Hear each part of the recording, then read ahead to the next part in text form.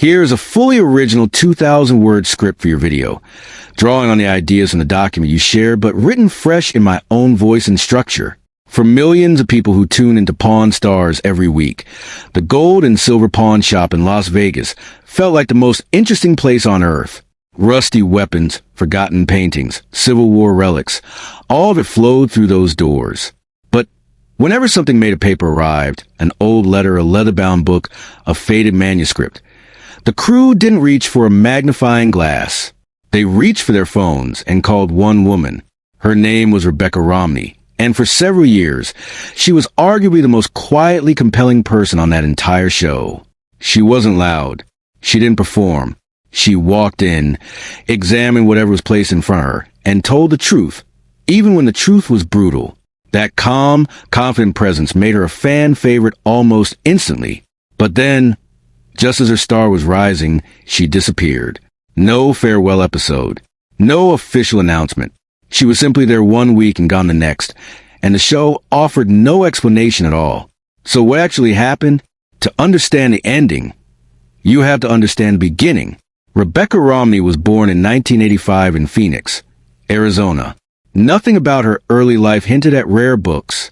As a teenager, she considered philosophy her true calling. Big ideas, ancient arguments, the kind of conversations that stretch on for hours and go nowhere in the best possible way. She enrolled at Brigham Young University in 2003 to study philosophy and classical studies, and she attacked with an almost obsessive focus. By the time she graduated with honors in 2007, she had taught herself to read 5.5 languages: English, French, Japanese, Latin, Ancient Greek, and some Old English. She didn't just study these languages academically. She used them. She translated ancient Greek papyrus for university exams. She debated free will in seminars that lasted half a day. While most of her peers were figuring out what came after graduation, Rebecca was building a mind that could see inside old texts the way a doctor can see inside a body. What she didn't have was any obvious career path. That changed thanks to a mistake. Shortly after graduation, she applied for what she believed was a general management position at Bowman Rare Books in Philadelphia. When she arrived for the interview and realized the role was for a rare book specialist, a field she knew nothing about, she nearly turned around and left. Instead, she stayed. She told them plainly that she had no experience with rare books. They hired her anyway, largely because of her languages. It turned out that reading old books and reading old texts weren't so different after all. Within a matter of months, she was handling items that would make most people nervous to even be in the same room as a Shakespeare First Folio from 1623, a leaf from the Gutenberg Bible, first editions of Isaac Newton. She was learning on the job at an extraordinary pace, and she was good at it in a way that went beyond memorizing facts. She could feel when something was wrong, an ink that was slightly too clean, paper that hadn't aged the way it should, the tiny inconsistencies that revealed a forgery. By 2010, she had been promoted to gallery manager in Las Vegas. By 2013, at just 28 years old, she had become the youngest senior director in the company's history. Rick Harrison didn't find Rebecca through a casting call or a talent agency. He already knew her.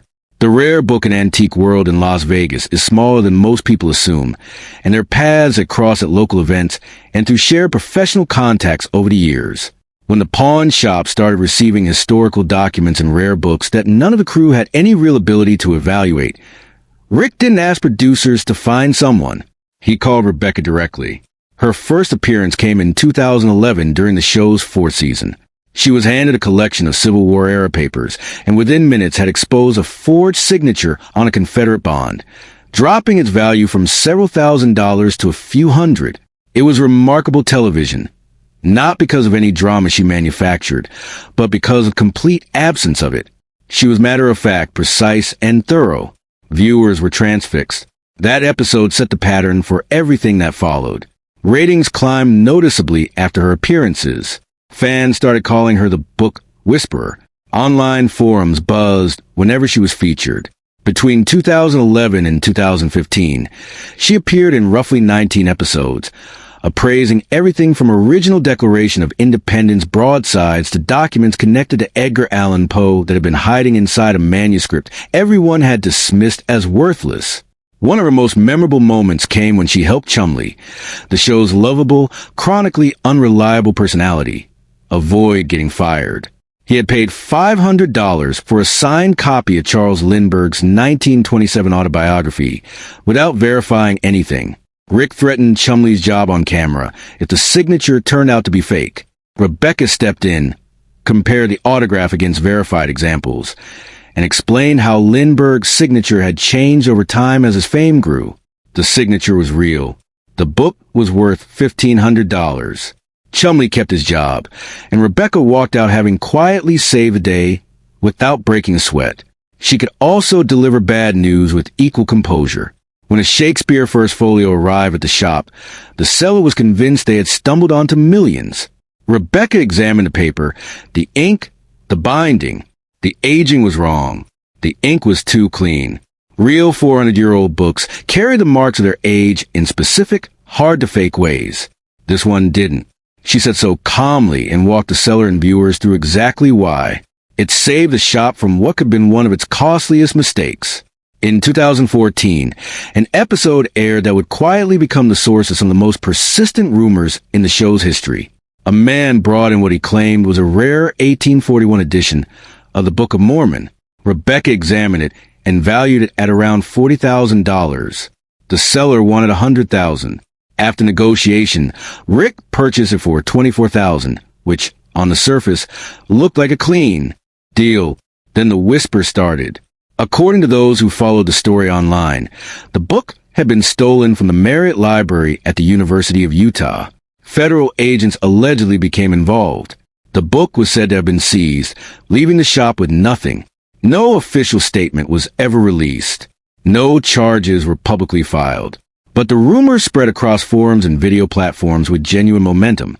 And around that same time, reports began circulating that Rebecca had been questioned by federal agents who wanted to understand how stolen historical items could have made it onto national television without any red flags being raised.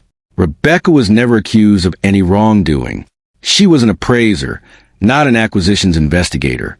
But the nature of the alleged questioning and the fact that her professional judgment was now being examined in a federal context reportedly affected her deeply. She had spent years building a reputation for seeing through fakes and flagging legal complications before they became crises. Now she was caught in the middle of a controversy she hadn't created. Then, on January 10th, 2015, she appeared in what would be her final episode. She appraised a 1734 book related to pirate history, valued at $1,000, watched Rick negotiate the price down as he always did. And then she was gone. The show said nothing. No tribute, no goodbye, no explanation of any kind. The silence from the network was deafening, but Rebecca wasn't silent. She moved to Philadelphia for a promotion within Bowman Rare Books, then later relocated to Brooklyn and eventually Washington, D.C. In 2019, she co-founded her own rare book firm, Type Punch Matrix, in Silver Spring, Maryland, alongside her partner Brian Cassidy. This wasn't a boutique hobby shop. It was a serious, ambitious business that began appraising items and moving pieces worth hundreds of thousands of dollars within its first year. She brought a challenger's energy to a field traditionally dominated by older men, and she made no apologies for it. She also channeled her expertise into causes she genuinely believed in. In 2017, she and bookseller Heather O'Donnell created the Honey and Wax Book Collecting Prize, an annual $1,000 award for women under 30 who had assembled the most original and meaningful book collections. The prize deliberately ignored monetary value. It rewarded vision, curiosity, and personal meaning.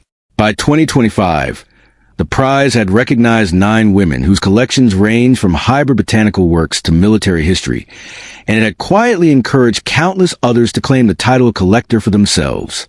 That same year, 2017, Rebecca and her then-husband J.P. Romney co-authored a book called Printer's Error, Irreverent Stories from Book History. Across nearly 400 pages, the book explored strange and forgotten corners of printing history. Forged editions of Galileo's work, Charles Dickens' battle for copyright protection, N.S. The long mystery of why the Gutenberg Bible never once mentioned Gutenberg by name. The book was praised by critics and found a strong readership, giving Rebecca something that few people who appear on reality television ever manage to hold on to, a respected intellectual identity completely separate from the show. Her most recent book, Jane Austen's Bookshelf, published in early 2025, may be her most significant work yet. It investigates what she called the Great Forgetting, the systematic erasure of women writers who were once enormously popular and genuinely influential, but whose work quietly disappeared from the cultural record. Writers like Frances Burney and Radcliffe and Charlotte Smith had shaped literature in profound ways. Radcliffe's Gothic fiction influenced Poe and Shelley. Burney novels helped lay the groundwork for what would eventually become Pride and Prejudice. Charlotte Smith's poetry touched Wordsworth. And yet Rebecca discovered, through years of research and collecting, that only 10 to 15% of novels written by women in the 18th century survive today, compared to 40% of those written by men. The book received extraordinary reviews. The New York Times called it sharp and fearless. The Guardian described it as electric. It sold over 20,000 copies within weeks of publication. Rebecca Romney never really left. She stepped away from a television show that had given her visibility but had also, in the end, put her in an uncomfortable spotlight for all the wrong reasons. What she walked toward was, by any measure, more substantial. She teaches at the antiquarian bookseller seminars, training the next generation of dealers in authentication, ethics, and the deeper history of the written word. She uses emerging technology, AI-assisted provenance tracing, spectral ink scanners with accuracy rates that exceed what the human eye can detect, to push the field forward. She consults for museums, helps institutions acquire overlooked voices, and uses her platform to argue that what survives from history is not neutral. It reflects the choices of people who decided what was worth saving, and those choices were shaped by bias. The Book of Mormon controversy, the abrupt departure, the years of silence from the History Channel. None of it defined her. What defined her was what she did when the cameras were off. She built something real, said something meaningful, and refused to let her story be told only through the lens of a pawn shop. The untold truth about Rebecca Romney is simply this. The most interesting chapter of her life had nothing to do with Pawn Stars at all. It was just getting started when she walked out the door.